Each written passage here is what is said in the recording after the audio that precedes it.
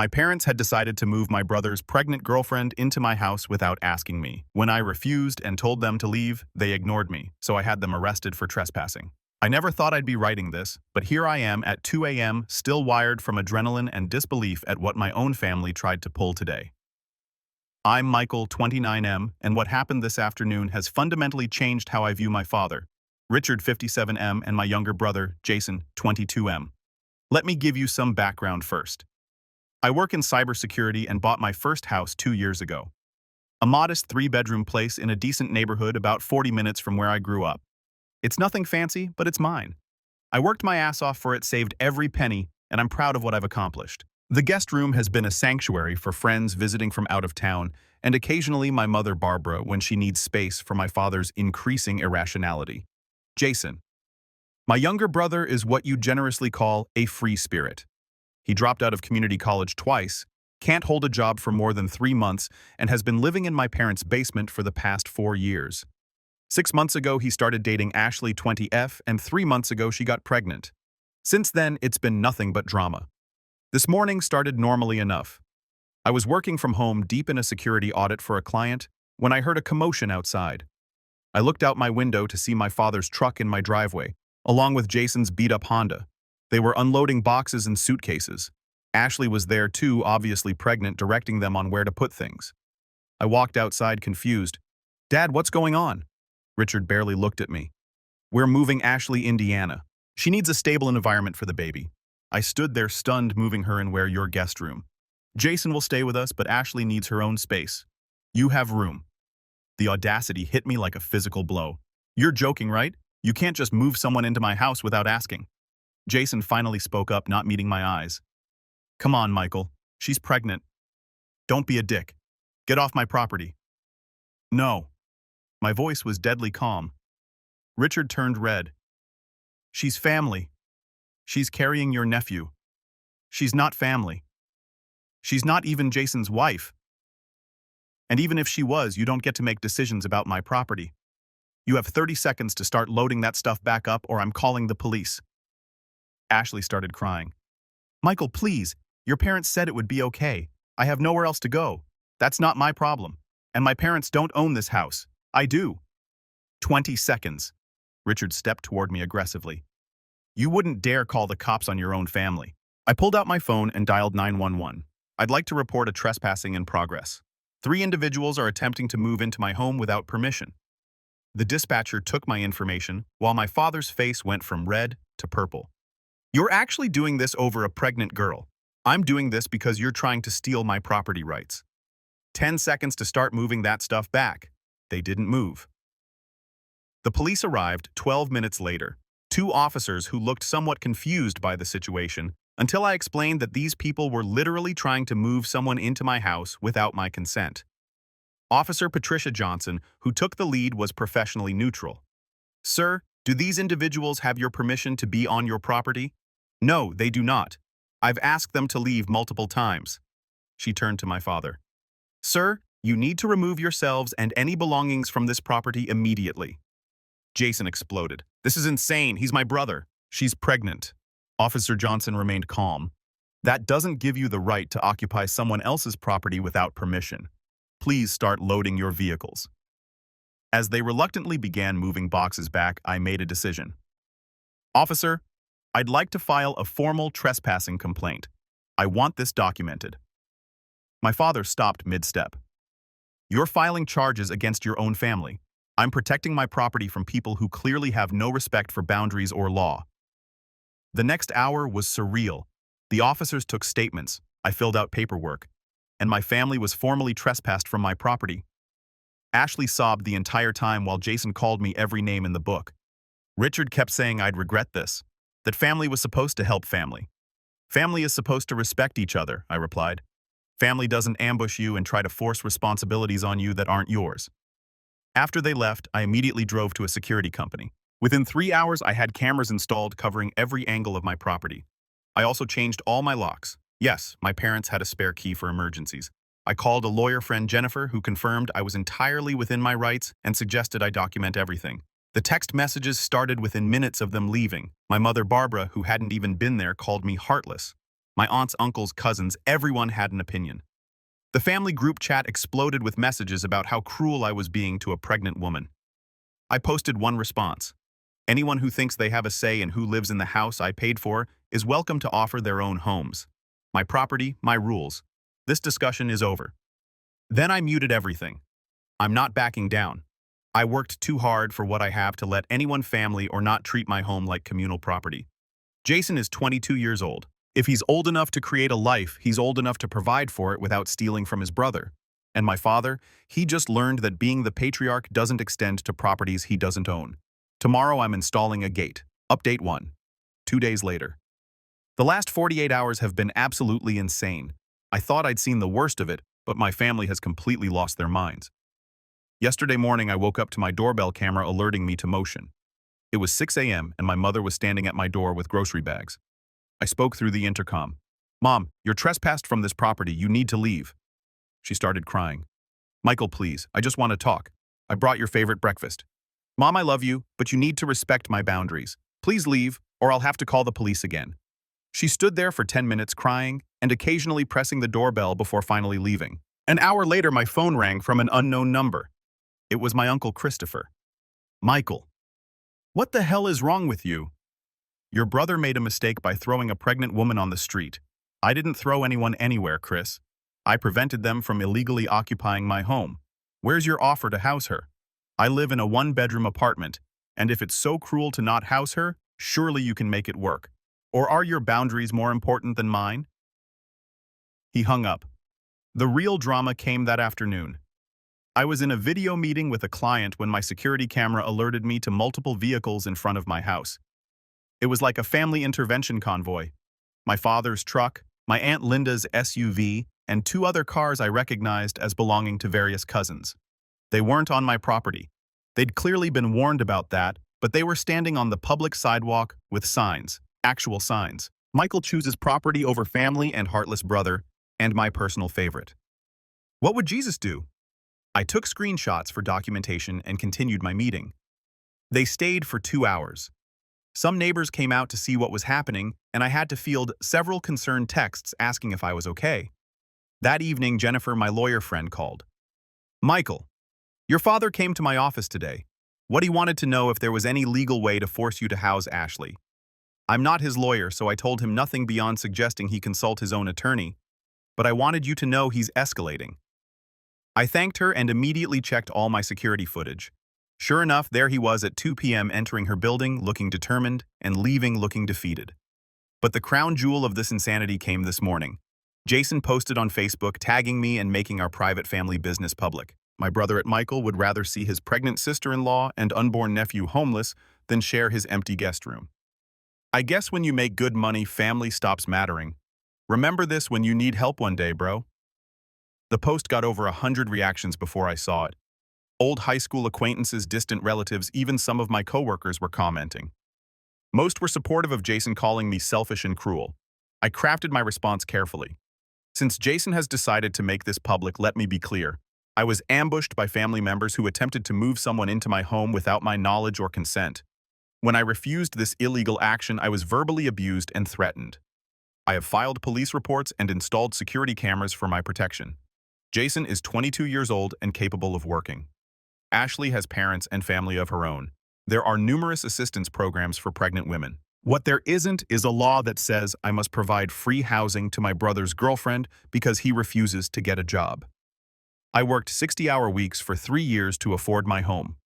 I lived on ramen and drove a 15-year-old car to save for my down payment. Meanwhile, Jason has lived rent-free in our parents' basement, refusing multiple job offers because they were beneath him. If you feel so strongly about this, I encourage you to offer your own homes. Ashley needs a place to stay, and I'm sure she'd appreciate your charity. But virtue signaling on Facebook while offering nothing yourself makes you a hypocrite, not a hero. This is the last I'll speak on this matter publicly. The comment section exploded. Some people deleted their earlier comments. Others doubled down. A few coworkers actually reached out privately to say they supported me and would have done the same thing. Then came the text from Ashley. "Michael, I'm sorry. I didn't know they hadn't asked you. Richard told me you were excited to help. I'm staying with my sister Jennifer in Ohio now. I never wanted this drama. I felt bad for her, honestly. She's 20 years old, pregnant, and being used as a pawn by my family. I responded. Ashley, I appreciate you reaching out. This was never about you personally. I wish you the best with your pregnancy and hope Jason steps up as a father. She hearted the message but didn't respond further. Jason, of course, sent his own text an hour later. So you'll be nice to my girlfriend, but not to me. You're such a fake. I didn't respond. My mother tried calling 6 times today. Barbara left voicemails that progressed from pleading to angry to resigned. The last one was just her crying and saying she didn't know how our family got to this point. I know exactly how we got to this point. Years of enabling Jason, years of my father thinking his word is law, years of boundaries being treated as suggestions, but it ends with me. My home is my sanctuary, and I'll protect it from anyone who doesn't respect that, blood-related or not. The security company is coming back tomorrow to install additional cameras and motion sensor lights. I'm also having a consultation about that gate. It might seem like overkill, but I've learned my family doesn't understand subtle boundaries. They need brick walls. Jennifer suggested I might want to consider a restraining order if the harassment continues. I'm keeping that option in my back pocket, but I hope it doesn't come to that. Despite everything I do love my family, I just love my sanity and my home more. Update 2. 1 week later. I thought things would calm down after my Facebook post, but I underestimated my family's capacity for drama and my father's inability to accept being told no. 3 days ago at 3 a.m., my cameras detected motion in my backyard. I jolted awake to see a figure trying to jimmy my back door. My heart racing, I was about to call 911 when the figure turned toward the camera and I saw it was Jason.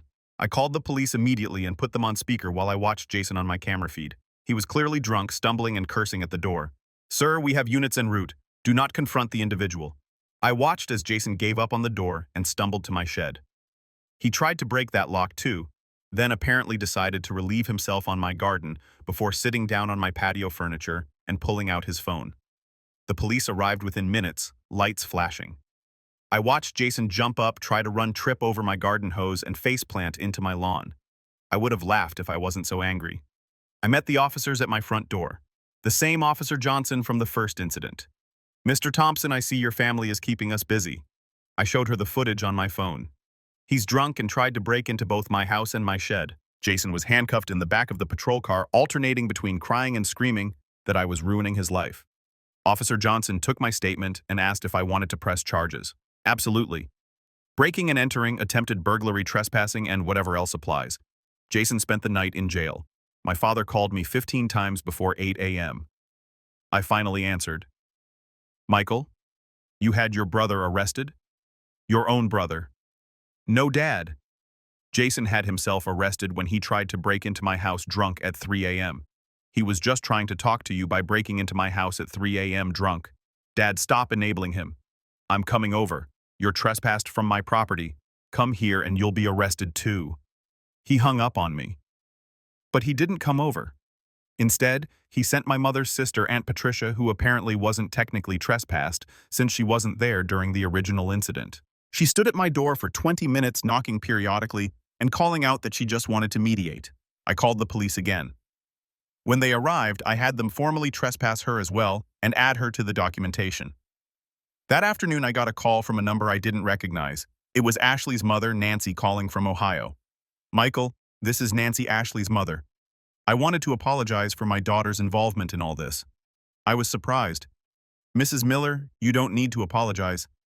Ashley was manipulated by my father. Still, she should have known better.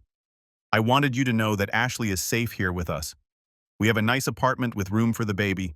Jason hasn't called her once since she left. That hit me harder than I expected. He hasn't." "No."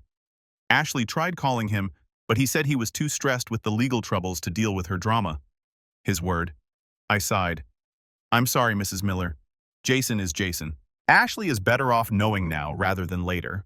I also wanted you to know that we support what you did. Nobody has the right to force their way into your home. Your father was wrong." I thanked her and wished her family well. At least Ashley had one stable family to rely on. Yesterday brought a new development. A process server showed up at my door with papers. My father was actually suing me for intentional infliction of emotional distress and breach of familial duty. I couldn't help but laugh. The process server looked confused. "Sorry," I said. "It's just breach of familial duty. Is that even a thing?" He shrugged. I just deliver them, man. I called Jennifer immediately. She laughed even harder than I did. Breach of familial duty. What lawyer would even file this, Thomas Garrett, according to the papers? Oh, him. He's an ambulance chaser who probably owes your dad a favor. This will get thrown out immediately, but you'll need to respond. I'll handle it pro bono. This is too entertaining to pass up. Last night, my mother finally broke ranks. She called from her sister Patricia's phone. Michael, honey, it's Mom. Please don't hang up. Mom, you're calling from Aunt Patricia's phone. I know. Your father doesn't know I'm calling. Michael, I'm sorry. This has all gotten so out of hand. Mom, no. Let me finish. Your father and I have been fighting nonstop. He's obsessed with winning against you. Jason is drinking heavily and talking about dropping out of his job training program. The whole family is divided. Your cousins are fighting with each other on Facebook. It's a disaster. And you were right. Richard had no right to try to move someone into your house. Jason needs to grow up and take responsibility. I've been enabling them both for too long. I felt a weight lift slightly. Thank you for saying that, Mom. I'm staying with Patricia for a while. Your father, he needs to figure some things out. And Michael, I'm proud of you for standing your ground. I didn't raise you to be a doormat. I love you, Mom. I love you too, sweetheart. Be safe. This morning, I woke up to an email from Jason. The subject line was, "You win. Michael, I hope you're happy. Ashley won't talk to me. Mom left Dad. Dad's going crazy. I'm probably going to jail. The family is destroyed. All because you couldn't share your precious house. You win. You get to keep your perfect life in your perfect house all by yourself forever. When you're old and alone, remember that you chose property over people. Remember that you had a chance to help family and chose to call the cops instead. I'm done trying with you. As far as I'm concerned, I don't have a brother anymore. Jason." I stared at that email for a long time. Part of me wanted to respond to explain again that this was about boundaries and respect, not property.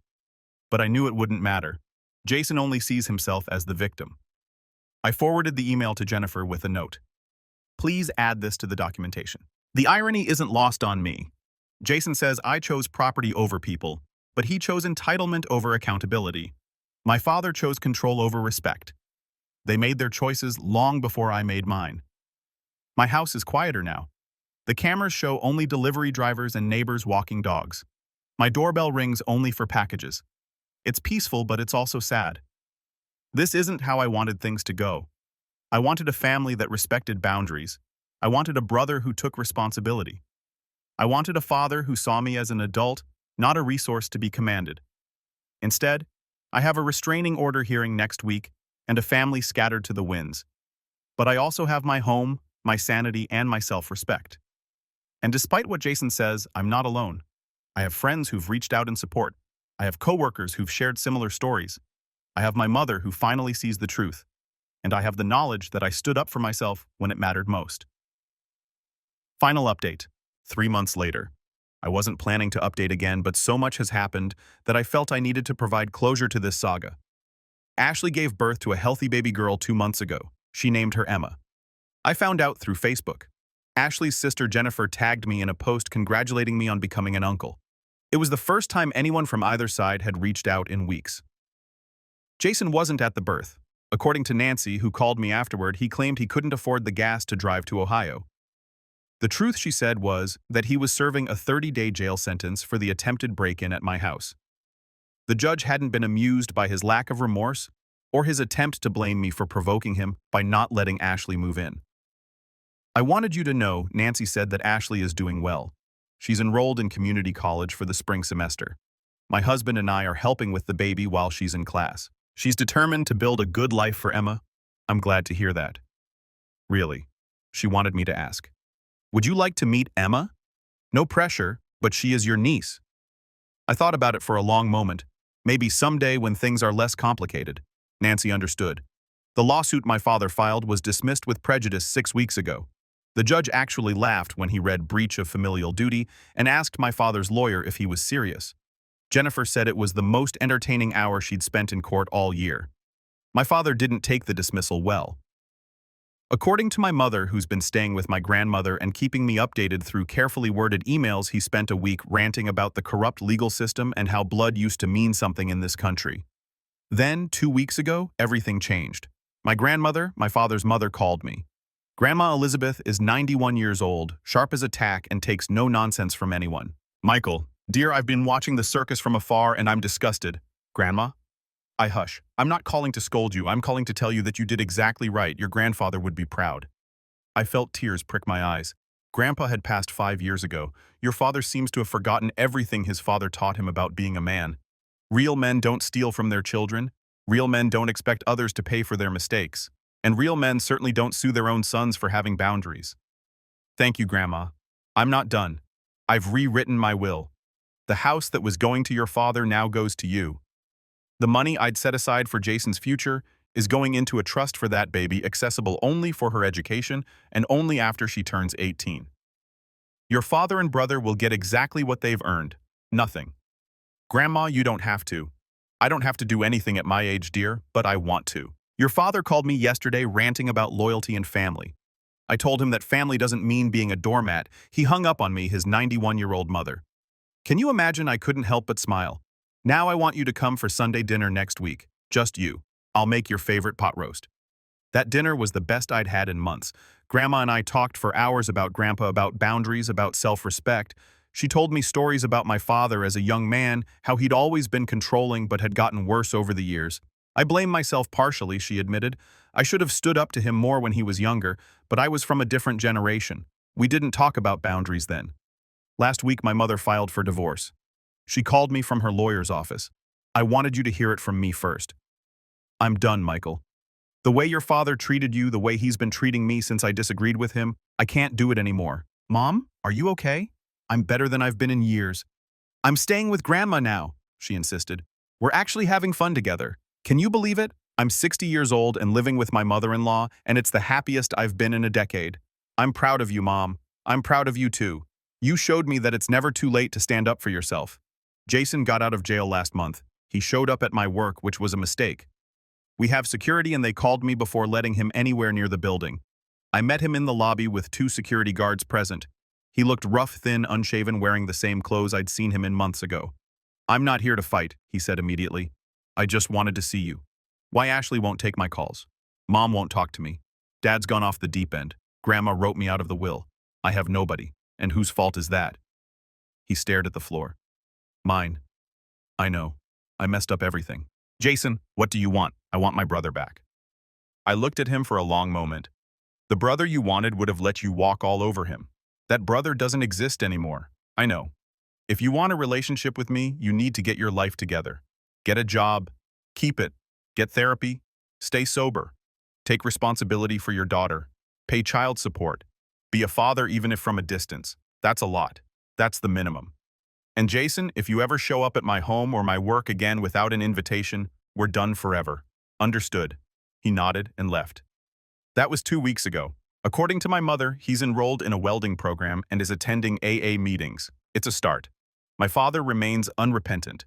He's living alone in the family house, posting increasingly angry rants on Facebook about ungrateful children and the death of family values. Most of the extended family has unfriended or muted him. He drove by my house last week. My cameras caught him slowing down, staring, then driving away. He didn't stop or attempt to make contact, which is good because the restraining order is still active. As for me, I'm doing well. I've been promoted at work. Turns out, standing up to your family translates well to standing up in the boardroom. I'm dating someone new, Sarah, who fully supports my boundaries and even helped me install a new security system upgrade. My house is still my sanctuary, but it's no longer a fortress. I have friends over for dinner. Sarah stays over on weekends. My mom and grandma are coming for Christmas. It's becoming a home, not just a house.